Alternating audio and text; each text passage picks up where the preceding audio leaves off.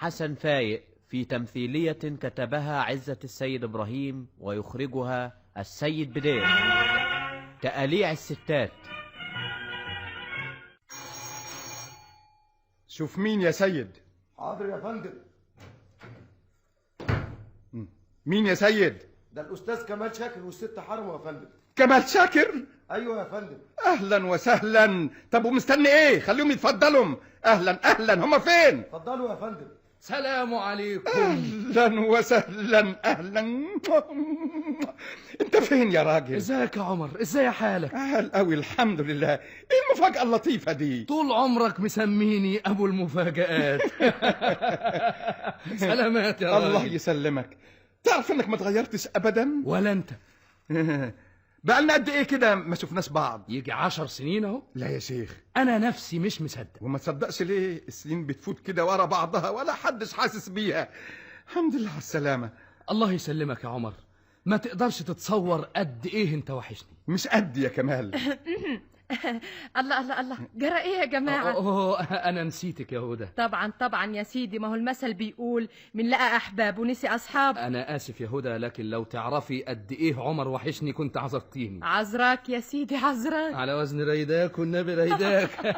عارف مين دي يا عمر؟ والله لسه ما حصليش الشرف. حضرتها الست هدى مراتي.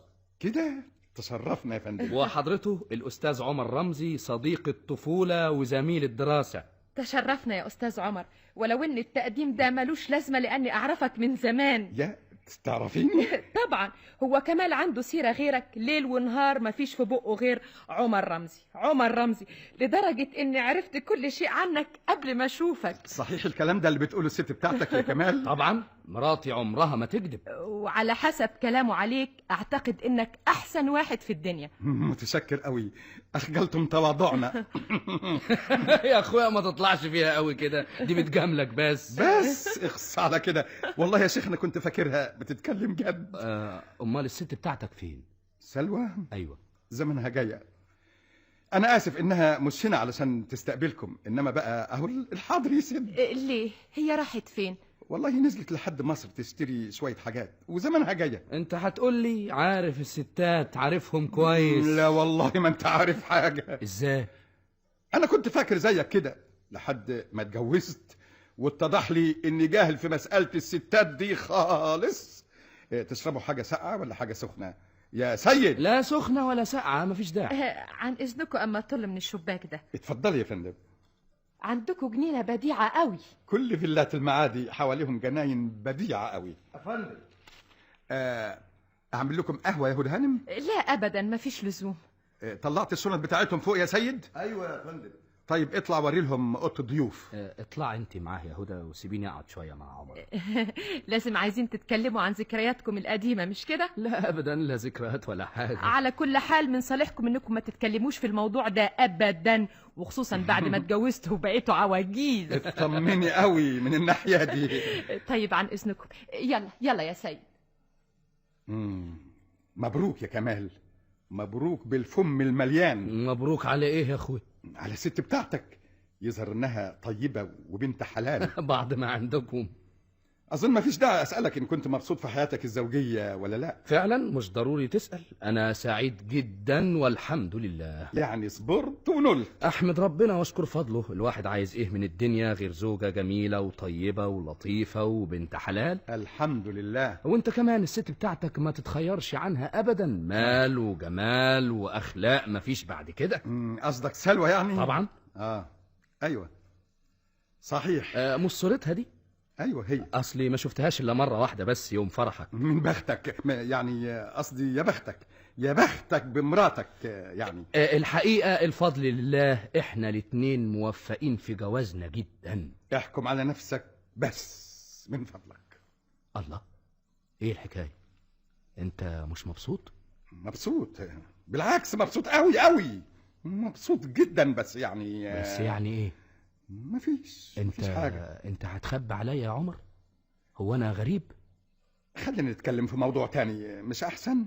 غريبة، ده انا كنت فاكر انك اسعد زوج في الدنيا. من جهة السعادة فانا سعيد والحمد لله، بس يعني مش اسعد زوج في الدنيا زي ما بتقول. ليه يعني؟ خد لك سيجارة. متشكر. قول لي بقى ايه الحكاية؟ ويا شيخ سيبك ولع.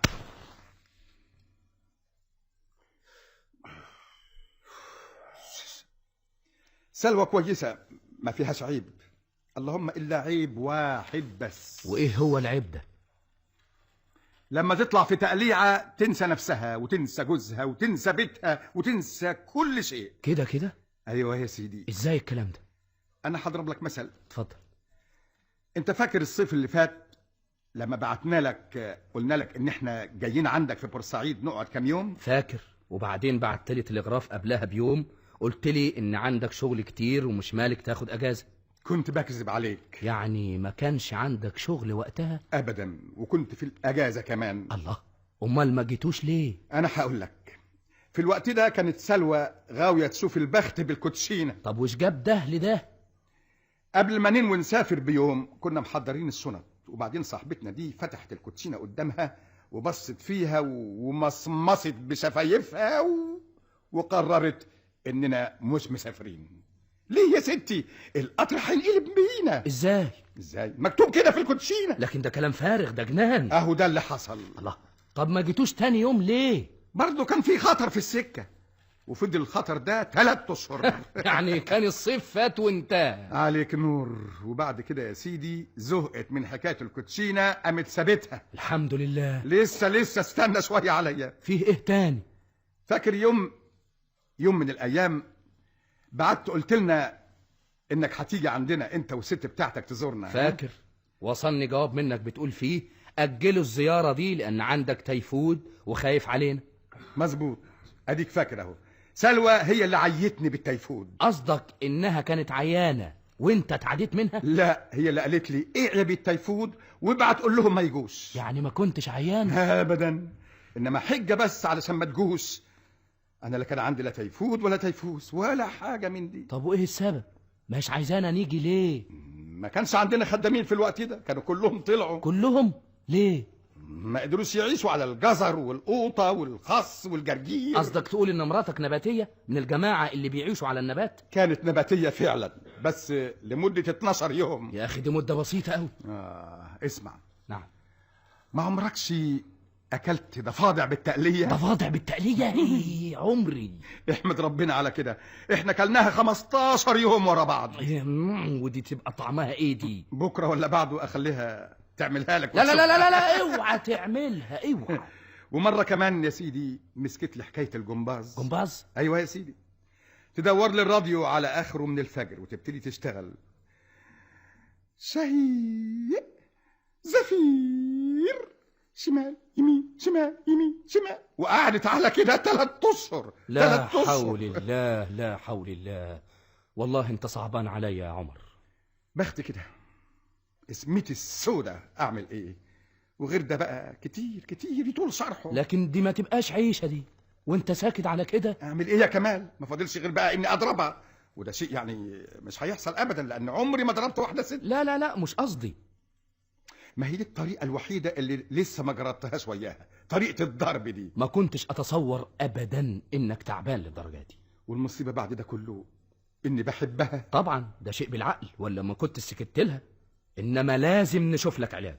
تشوف لي انا ولا تشوف لها هي؟ كله كوم، والضفادع اللي بالتقليه دي كوم. كل ما افتكرها روحي بتسوق. دي لذيذه قوي، بكره تدوقها. طب واليومين دول بقى ما هياش طالعه في تقليعه جديده؟ ايوه، امال تناسخ الارواح. تناسخ الارواح؟ وده يطلع ايه ده كمان؟ دي نظريه بتقول ان ارواحنا دي كانت ارواح ناس قبلينا وماتوا. فمثلا لو بحثت عن روحك تلاقيك كنت حمار قبل كده. حمار؟ ايوه مثلا، يعني مثلا. وايه كمان؟ ولما تموت بعد عمر طويل وروحك تطلع، تقوم تدخل في جسم مولود جديد. فمثلا ان كانت اعمالك كويسه وراجل طيب، تقوم تتولد من جديد في بيئه محترمه وتتهنى بحياتك الجديده. طب وان كنت راجل مش كويس؟ تتولد بقى كلب، فار، خنزير، وحياتك الجديدة تبقى زفت في زفت. اخس، الله يخيبك. مثلا يعني. طب ومش جايز ان روحي دي كانت روح امبراطور من بتوع زمان؟ كل شيء جايز. لكن مين اللي خلاها تعتنق النظرية دي؟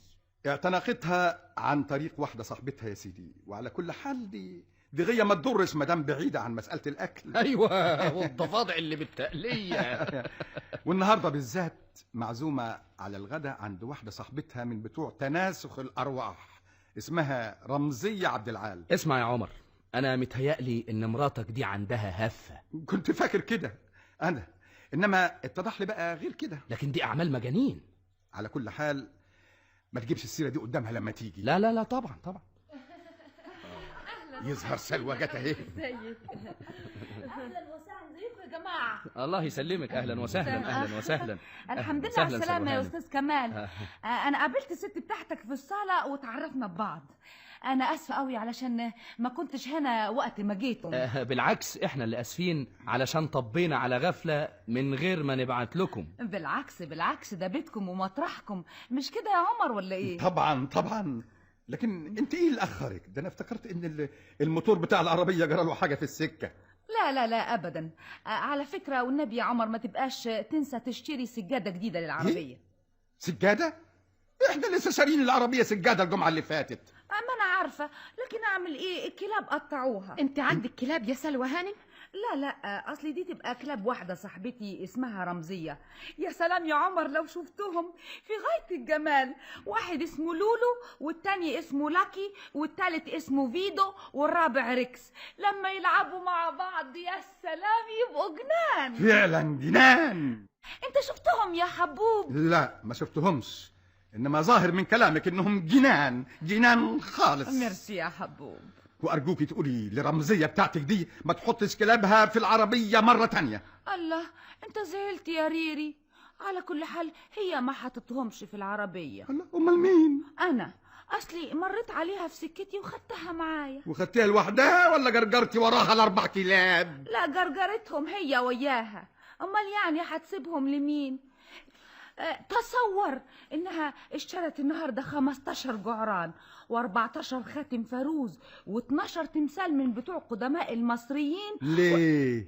هتعمل بيتها متحف؟ وطبعا عزمت عليها اوصلها بالعربيه. الله، لكن الاستاذ كمال وهدى هانم واقفين ليه؟ مش تقعدوا؟ الله يجازيك يا عمر، خليتني نسيت اقوم بالواجب. اتفضلوا. انا اسفه جدا عشان ما قدرناش نسافر لكم في الصيف اللي فات. عمر كان عنده تيفوس. قصدها تيفود. ده انا كنت هموت. ايوه تيفود، سوري. ده انا هشبعكم فسح. تحبوا تتفسحوا فين بقى؟ استنى عليهم بس لما يستريحوا من السفر. هدى بتحب التمثيل وده مش موجود عندنا في بورسعيد. لا تمثيل ايه؟ انا كنت بفكر في حاجة اهم من كده. من حسن الحظ ان مصر مركز نشاط من كل نوع، وخسارة تفوتهم عليكم فرصة زي دي. فرصة ايه؟ انا شخصيا مهتمة في الوقت الحاضر بموضوع تناسخ الارواح. تناسخ الايه؟ الارواح. اسكتي يا هدى هانم، انا عثرت على القية. في واحد اسمه الدكتور معتوق فاتح عيادة في السيدة زينب، يعتبر مرجع في المسألة دي. سلوى، كمال والست بتاعته تعبانين من السفر ولا عندهمش وقت للكلام الفارغ ده. لا بالعكس، ده موضوع لطيف جدا. ميرسي. يا ريتك كنت معانا النهارده يا عمر وسمعت بودانك نتيجة البحث اللي قام به الدكتور معتوق. بحث ايه كمان؟ بحث خاص بالماضي بتاعي انا ورمزية. مسكينة رمزية، ما تقدرش تتصور قد ايه عيطت مسكينة لما عرفت ان جوزها مات وهو صغير. هي متجوزة؟ لا لسه بنت. امال جوزها مات وهو صغير ازاي؟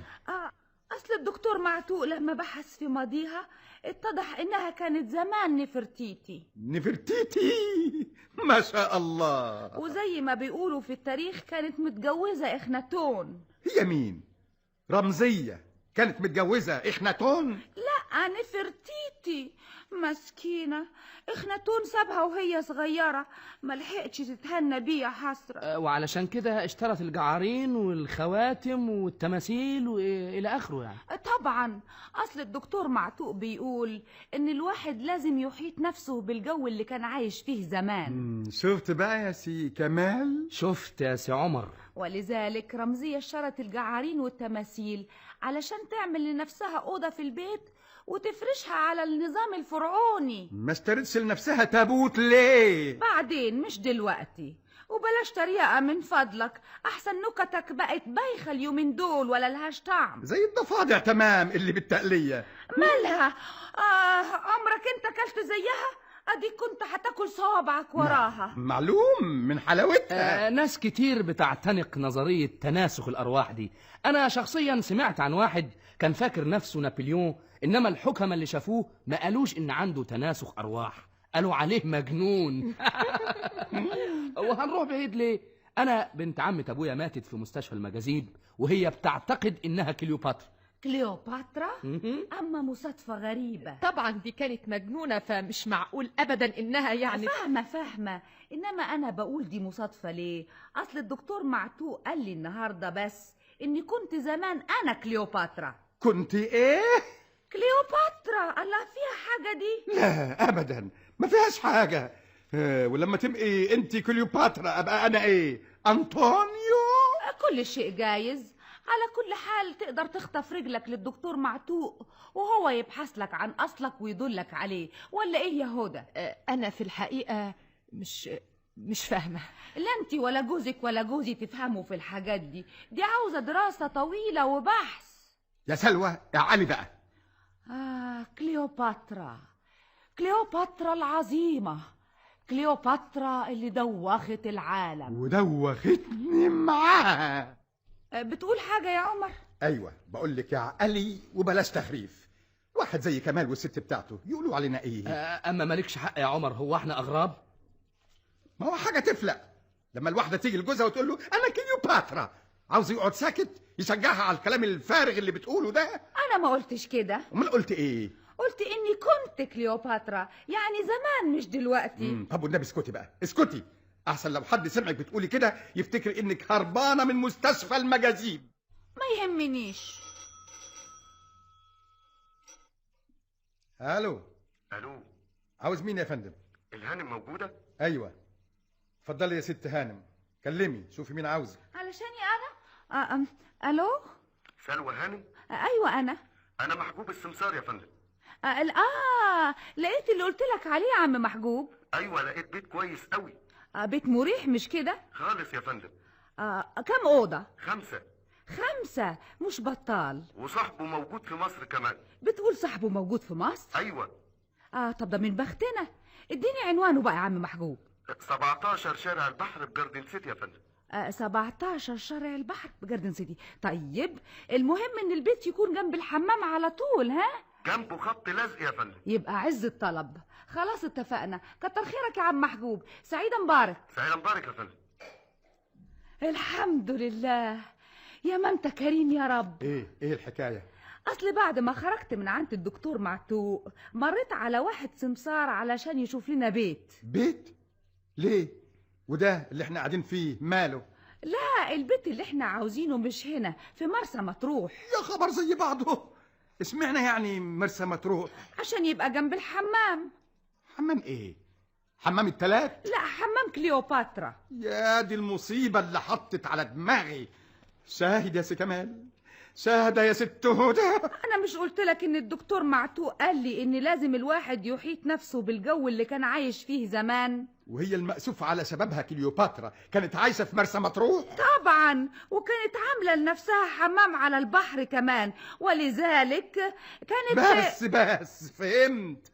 اهو ده اللي بيقولوا عليه جنان رسمي. احنا ما علينا الا اننا نروح نقابل صاحب الملك ونكتب معاه الكونترات ونقعد في البيت شهر ولا شهرين، فاذا عجبنا اشتريناه وقعدنا على طول. طبعا. يا وليه انت عاوزه ايه؟ عاوزه تجننيني؟ الله، تعيشيني لوحدي؟ وانت هتعيش هناك لوحدك يا اخي؟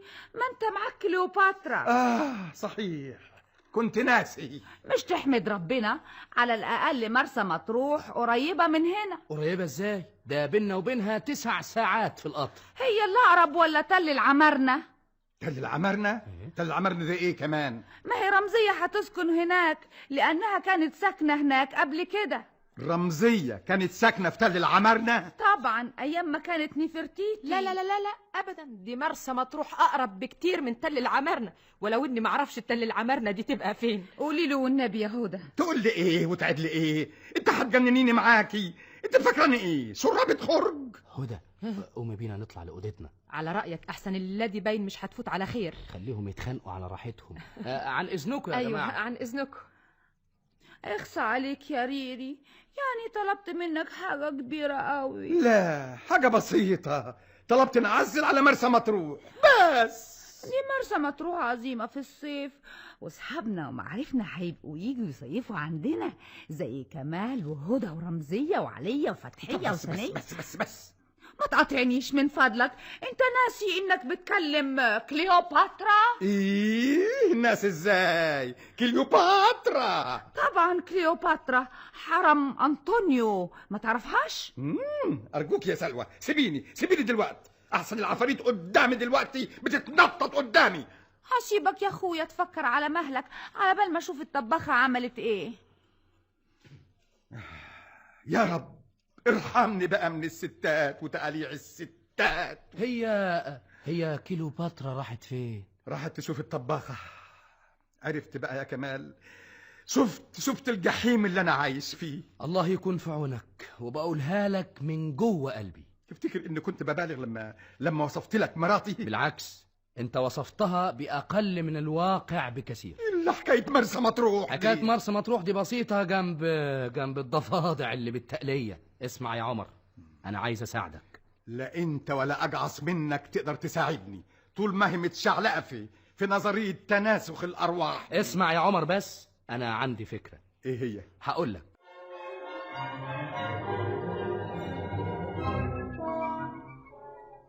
ايه رأيك بقى يا هدى في الفكرة دي؟ والله هي فكرة مدهشة. مستعد تنفذها يا أستاذ عمر؟ انا شخصيا مستعد قوي انفذها، بس إيه؟ بس خايف أحسن الحكاية تتقلب بغم. من امبارح وأنا عمال أقنعه مفيش فايدة. لا أبدا، مش جايز الفكرة البسيطة دي تنفع وتعيشوا مع بعض كويسين. طيب واذا قلبت بغام؟ يا سيدي ما تخافش. هي راحت فين؟ نزلت مصر وزمانها جاية يا ستي. هي دي بتقعد في البيت ابدا؟ خلاص، اما تيجي اعمل اللي قلنا لك عليه. يظهر انها جت. خلاص يا عمر زي ما اتفقنا. سلام عليكم يا جماعة. وعليكم السلام. أهلاً وسهلاً. انا اسفة اللي سبتكم الصبح ونزلت مصر، كان عندي مشوار مهم جدا. العفو، خدي راحتك. احنا قعدنا نتشمس في الجنينة. ليه وعمر كان فين؟ انا نزلت مصر انا كمان وراكي على طول. امال ما قلتليش ليه قبل ما اخرج؟ ما هو اصله ما كانش ناوي ينزل، جات له فكرة مروح مصر على غفلة. مش كده يا عمر؟ ايوه هو كده تمام. اهي دي قلة ذوق منك يا عمر، نسيب الضيوف لوحدهم ونخرج احنا الاتنين كده. الله، ايه اللي في اللفة دي؟ دي كتب كنت شاريها وانا جاية. كتب ايه؟ بتبحث في تناسخ الارواح، وحياتك يا عمر تناولني المقص اقطع الدبارة دي. مقص ايه؟ هو فين؟ في اوضة النوم. طب ما انت جنب اوضه النوم اهو. اروح انا معلش اجيبه، عن اذنكم لحظة. كويس قوي يا عمر. مدهش. ودلوقتي قبل ست كليوباترا ما ترجع هنسيبكم لوحدكم. ايوه علشان تبقوا على راحتكم. هنستناك في الجنينة. يلا يا هدى. شد حيلك يا أستاذ عمر، شد على الله، ادعوا لي. انا جبت المقص اهو. الله، امال فين الجماعة؟ نزلوا الجنينة.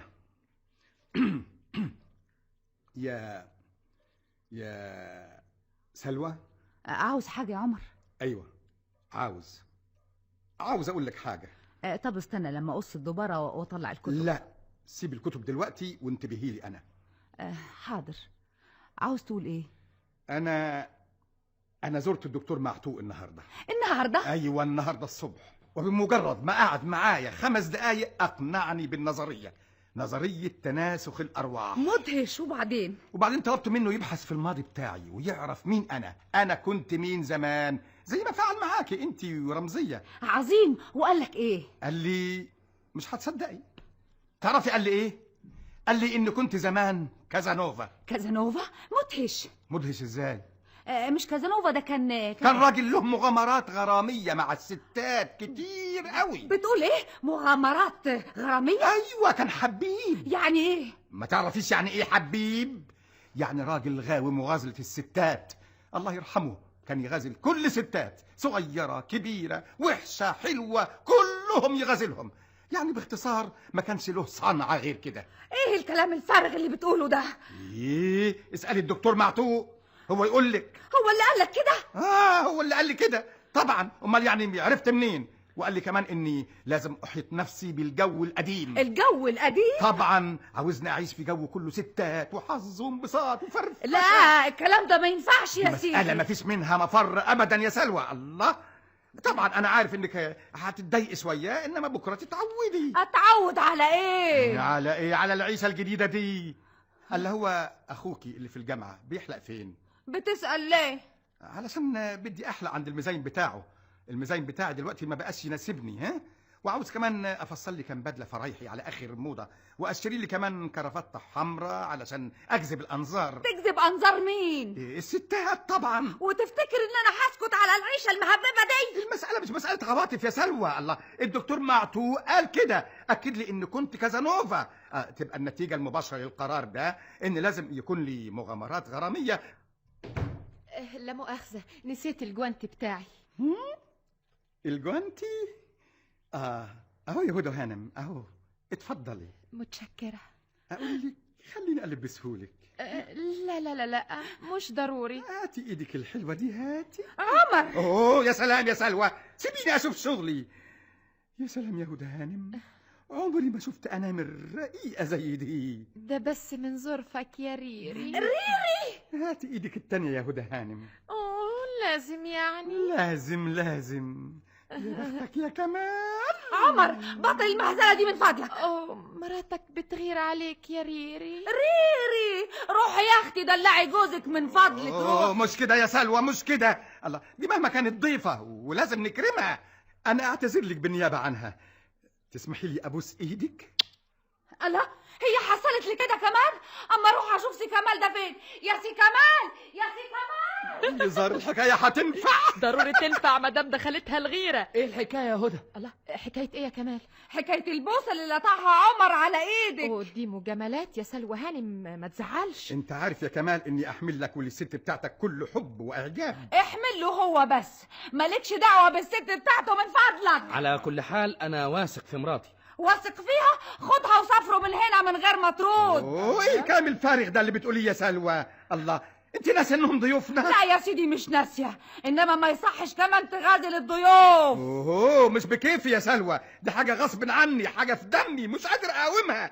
جد الله يرحمه كان كده. جدك مين؟ كازانوفا. الله، الدكتور معتوق بيقول كده.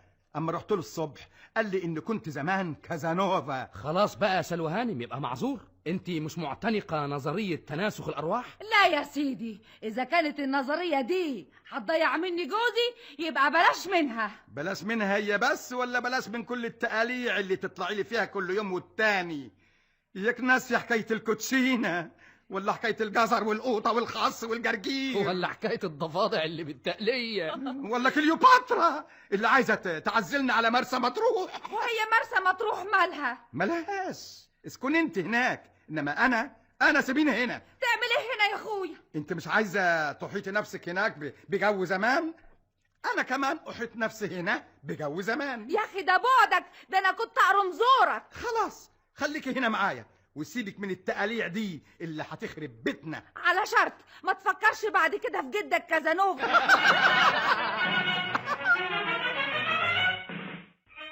استمعتم إلى تمثيلية تقاليع الستات، كتبها عزة السيد إبراهيم وأخرجها لكم السيد بدير.